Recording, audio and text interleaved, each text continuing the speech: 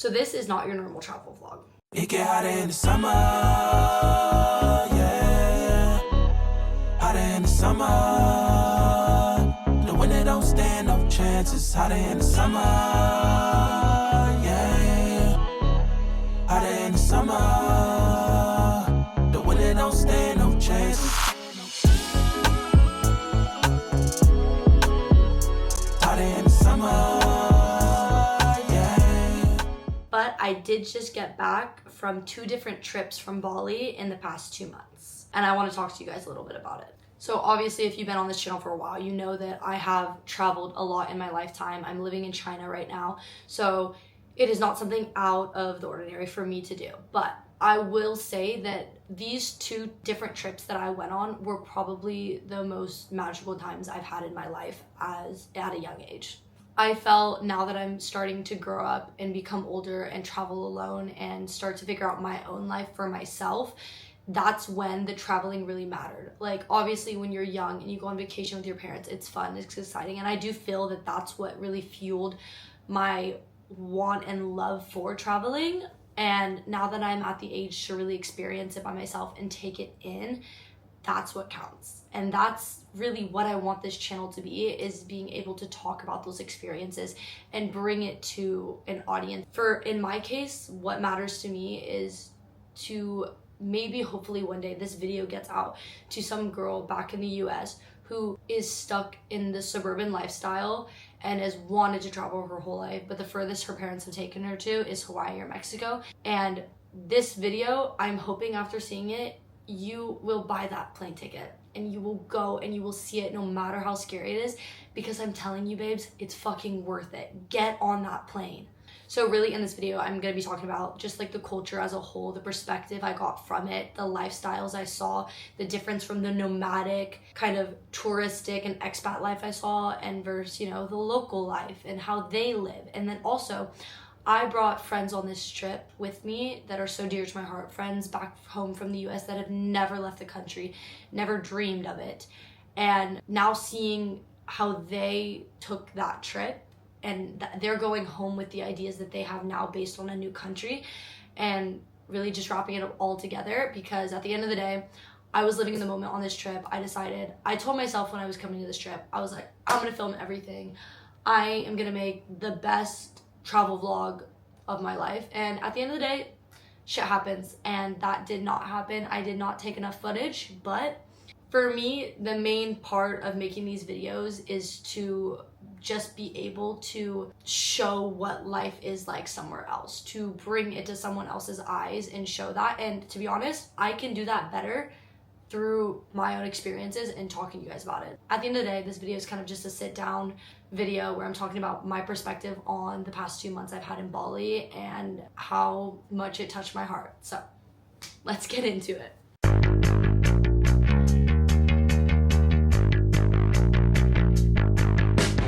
So for me, being somewhere for a total of 2 months, you kind of get the idea of living there almost.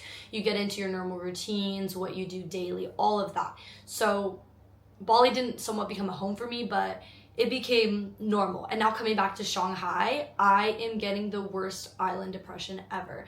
Usually people get the island fever of wanting to go back home, you know, like we love the vacation life, but I'm ready to go back to my suburban lifestyle. For me, I am not like that. Put me on an island for the rest of my life and I will be happy. Preferably a bunch of different islands because I need to see the whole world. But I love it. I just love being in a different culture. And for me, living in Shanghai, that's always been something I loved. I love this culture. I love this place. But I've lived here long enough to know it, and I want to go see something different. So when I first arrived in Bali, just immediately off the bat, getting like out of the airport, first of all, if you are planning to travel to Bali, it is the easiest process to get a visa ever. So if that is something you are thinking about, it's easy. Your visa, you could literally get it in line there. Because it's become such a big hotspot for these digital nomads and for traveling, they make it so easy. So you can get your visa like that. Straight off the bat, we get to the airport, we get there, and it's amazing. It's hot out, it's nice, and the people are just welcoming. Obviously, there's a lot of people coming up to you asking if you need a bike or a car or this or that, which that's normal. You're in an airport. At the end of the day, everyone there is so nice. I've met so many people on this trip I am not gonna forget. So both of these trips I went on were trips with my friend groups. My first one was what you would call a grad trip with all of my friends back home in Shanghai. And then the second trip I went on was a trip with all my friends back home from the US, which is one I was so incredibly excited for because I really did not think that this trip would happen because, you know, they live so far away. That is almost absurd to think about, that they are gonna travel all the way across the world to come on vacation. You know, it didn't seem possible. So both of these trips that I went on were very different. My Shanghai friends, they have traveled the world. They're from so many different places. So that trip was more just about like the fun aspects of it and just, you know, daily life, what we're doing. And then my second trip is I really got to see from my friends' perspectives the difference of like how that they were taking the trip.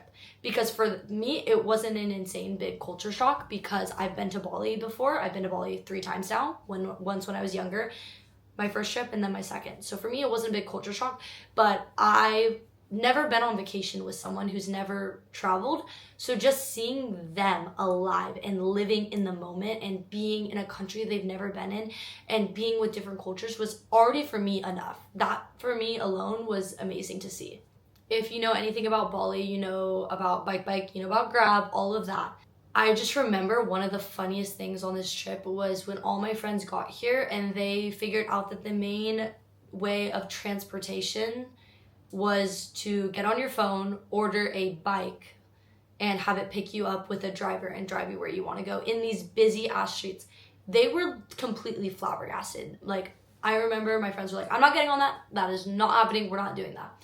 And then it became normal and they were like, this is life. This is how life works here. There's no traffic lights.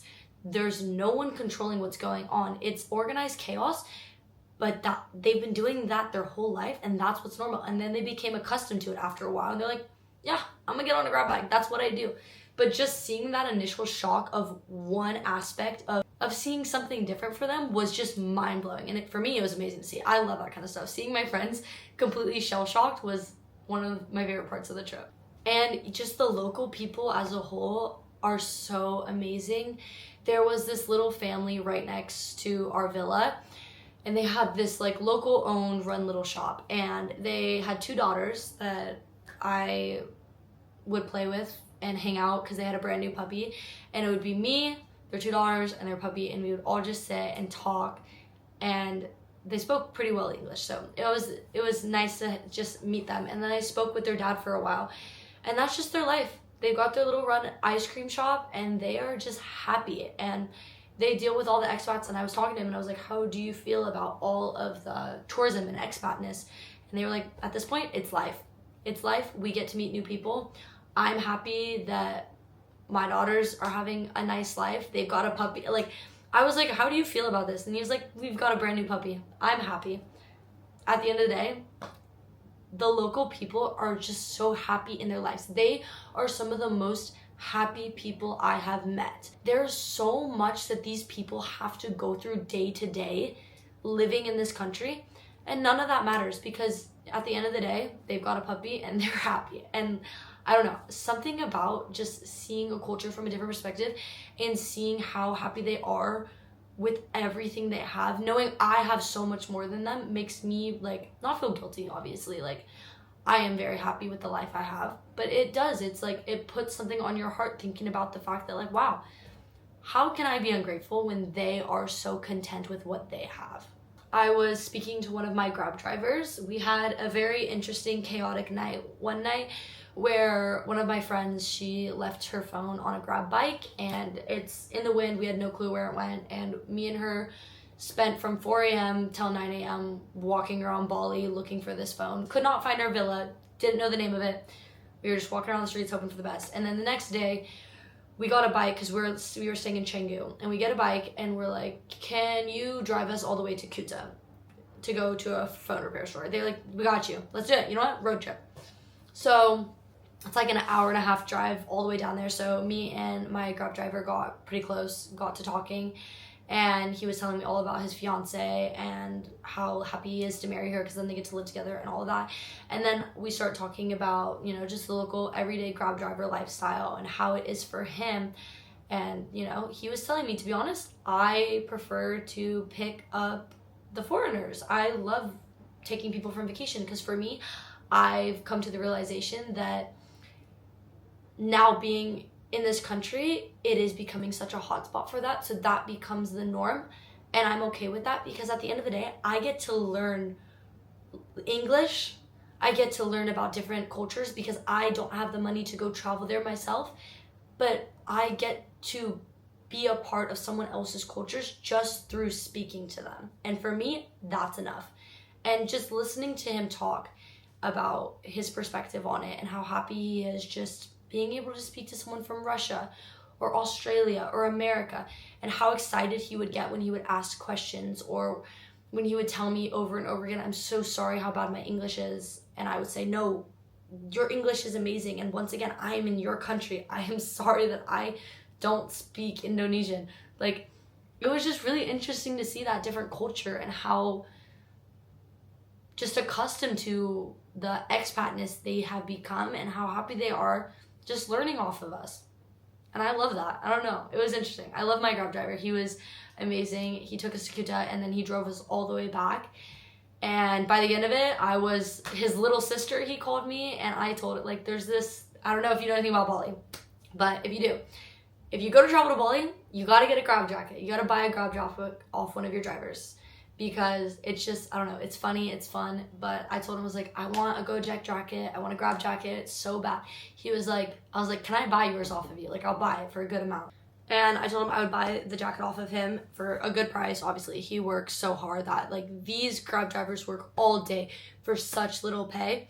And he was like, my sister, I will not be giving you this jacket because I don't want you wearing something dirty. He's like, tomorrow morning, I'm coming to your house at 7 a.m. and I'm bringing you a brand new one. And I was like, no, like, you don't have to. Like, it's fine. He's like, no, like, you are so kind and you taught me so much. Like, I am happy to do it.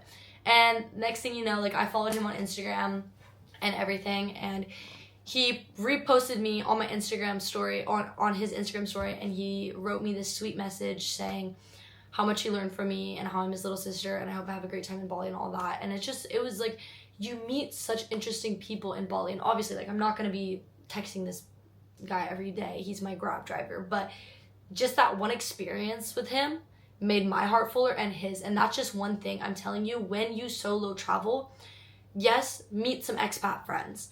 It is so much fun to solo travel and meet cool ass people from everywhere, but also get to know the locals. You're in their country at the end of the day. Get to know the locals and see how life is like from their point of view. There was one day when I met one of my other Grab drivers that I also became somewhat close with, and I wanted to make, like, my whole thing is on this trip, I really wanted to make a documentary about the Grab lifestyle and how it is to be a Grab driver. That didn't end up happening. There was just too much going on. And at the end of the day, I did want to spend this trip with my friends because I never see them. But he invited me over to his tiny house, probably the size of my bedroom, to have dinner with him and his mother and his family and his little sisters. And I was so excited to do that, and I still regret to this day not going and doing that because he wanted to show me his lifestyle, his culture. He was like, you let me into what you have and what your life is like. Let me show you mine. And I was so excited to go do that, and then it just never ended up happening, and I really freaking wish I did. So next time in Bali, I will hit you up if you're watching this video because I would love to have dinner with you and your family. But yeah, the message from this section of the video is please get to know the locals that you are traveling with, whatever country it is that you're in. Ask them about themselves, get to know their story and their point of view on life, because at the end of the day, you're only one person and our world is so big. We are this small compared to the rest of the world. Learn something new from someone. It's like, it is amazing at the end of the day, and it's really what is going to change you. I became the person I am through traveling and through going to an international school and meeting kids from all over the world. And it is my favorite thing about myself is the new perspectives I have on life. I also met a bunch of amazing people outside of the locals, you know, going out and just going to the beach and doing whatever. There were so many cool people I met. I was laying on the beach with my friends one day, and I see this old man walking, and there is like 10 dogs just surrounding him, and I'm like, and there's stray dogs all over Bali. And at first I was really sad about it, and it, like, I'm an animal person at heart. At the end of the day, I love dogs, and it would break my heart seeing all these dogs until I really got to speak to a lot of people and locals about it. And they said most of the dogs, to be honest, they do have homes, or they know where to get food. Like, this is their life. If you were to go take them back home to some suburban house back in the US, they wouldn't know what the fuck to do. And then that really made me settle down and be okay with it, because I was about to tweak the fuck out. But I see this guy walking around, and he's just like white guy, you know, living his life with like 10 dogs surrounding him. I'm like, are these his dogs? So then I stop him, and I'm like, you gotta tell me, like, there's so many dogs around you. Are these all yours? And he's like, yeah.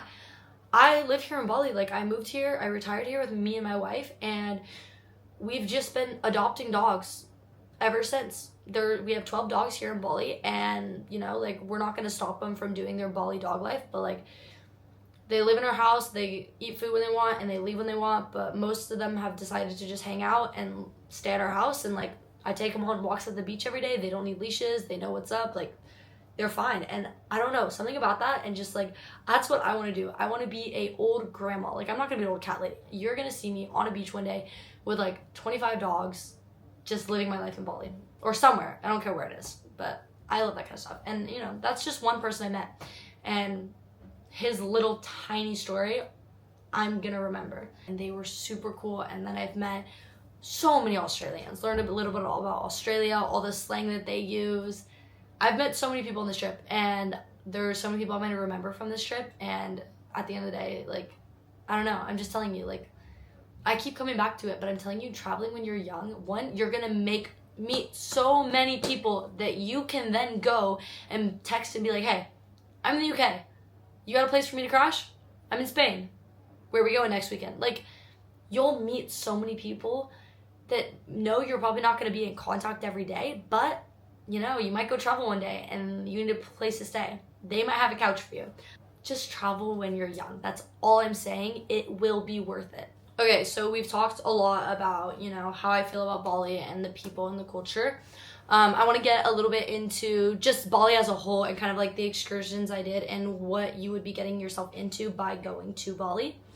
So for me, when I first got there, especially on this trip, it was very relaxed. Like, we weren't doing much because my friends were arriving a week later than me, so life was very chill, mellow, you know, going to all the local street markets, all of that, and all the stuff you would do in CANGGU, you know, go out at night and all of that. But we did a lot of cool excursions too. So if you're going to Bali, here is kind of like hodgepodge list of stuff you should do while you're in Bali. Okay, we're gonna start off with CANGGU and all the stuff I think you should do in there.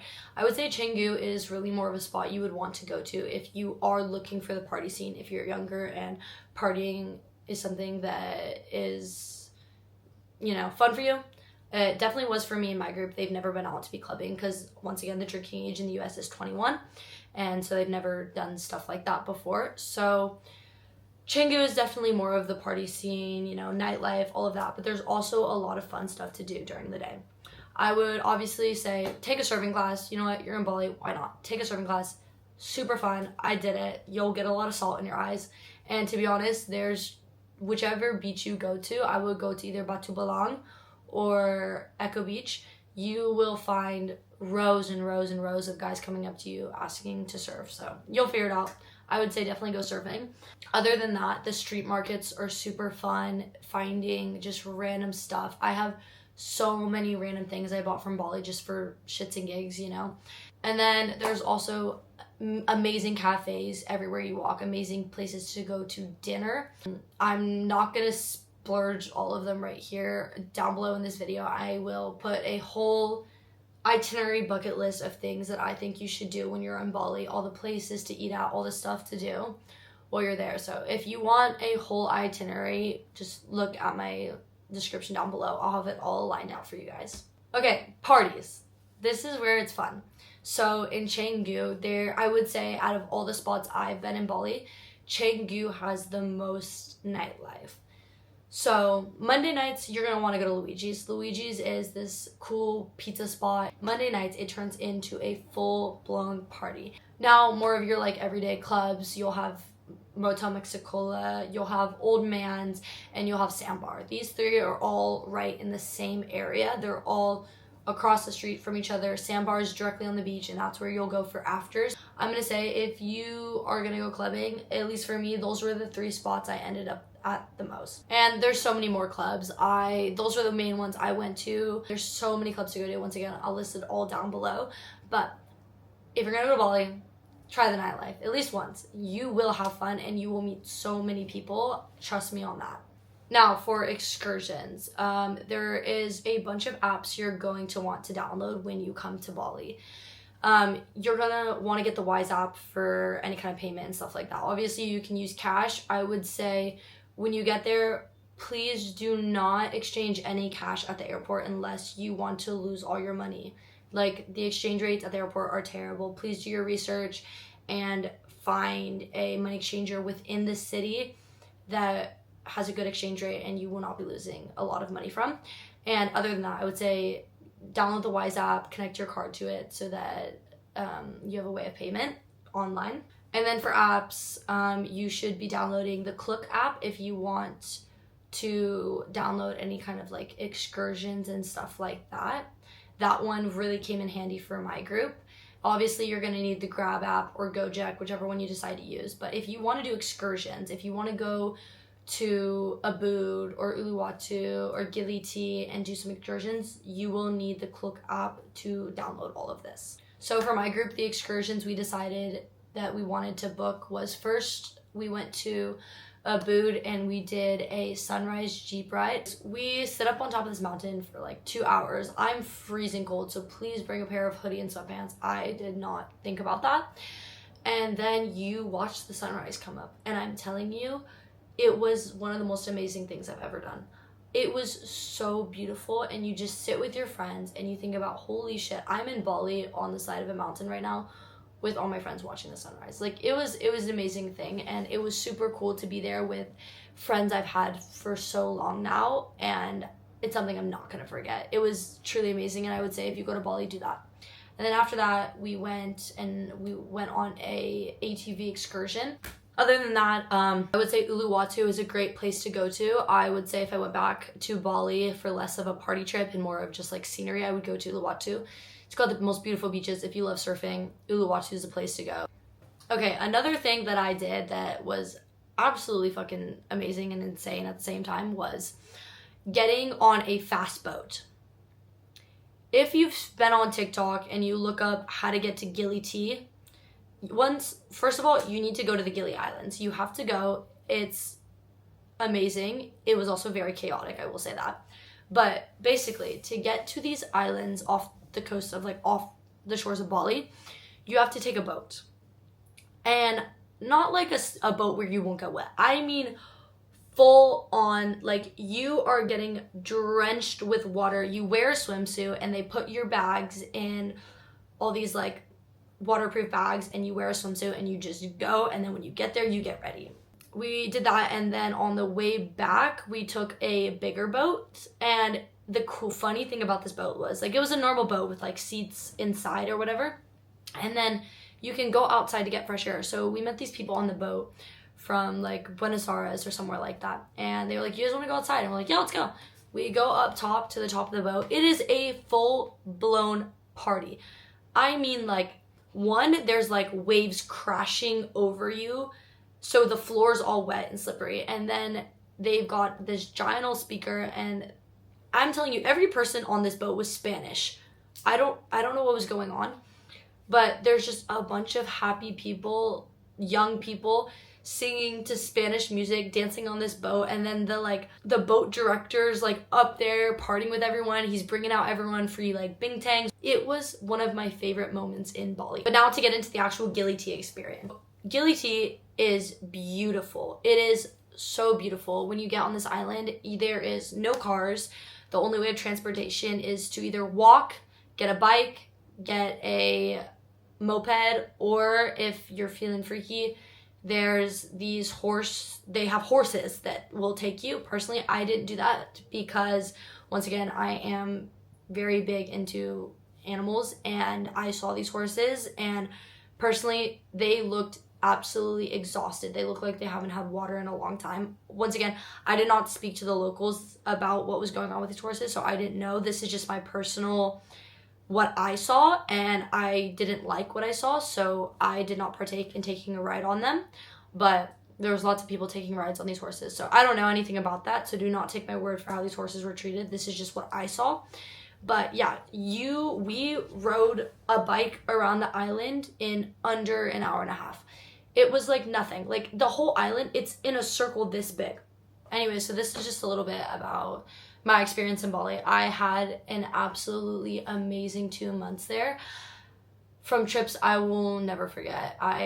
Even just the daily life in Bali, I had so much fun. And at the end of the day, this video is, yes, me giving you some insight of what to do in Bali, but my takeaway message, I hope everyone that is watching this video gets, is to travel when you're young. Get out of doing what you're doing and just have some fun, even if it's just for a vacation. But at the end of the day, I think vacation and traveling are two very different words. And I think if you go anywhere in life, immerse yourself in someone else's culture and really try to take it in.